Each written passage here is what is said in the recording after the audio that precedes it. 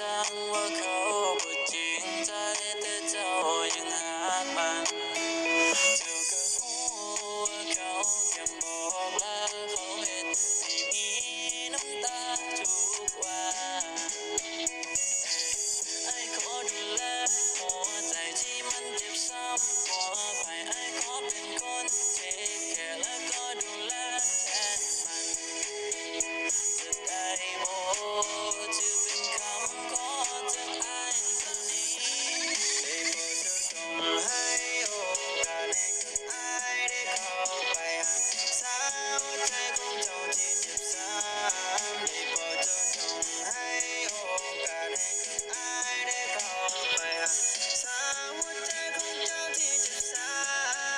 เขาบอกให้ก็ให้เจ้านั้นโทรมา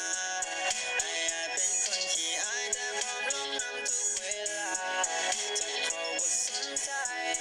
หรือเขานั้นใส่สายก็อยากให้เจ้านั้นลองแนมมาทางนี้จะเคยจะมาหักกับอายคนนี้ไม่ให้ไปคบกับมันคนนั้นหน้าตาไอ้มันอาจบ่ดีแต่มันจะไว้ในเจ้าเจ็บซ้ำมันเหตุให้เจ็บซ้ำอุลามันเหตุให้เจ้ามีน้ำตาถ้าเจ้าเหงาก็พร้อมจะลงมือได้ต้องการใครเจ้าขอมาไอ้ที่นั่งฟังหน้าตาบ่ดีแต่หัวใจดำอยากให้เจ้าบังอยู่ที่กระกัดช้ำจะอยากฟังเพลงแรปหรือว่าหมอลำตัวมันคนนั้นมีแต่ไปแล้วก็บ่เคยที่จะใส่ใจ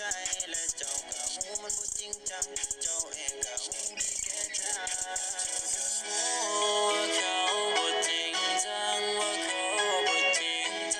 แต่เจ้ายังหามันเจ้าก็หูว่าเขา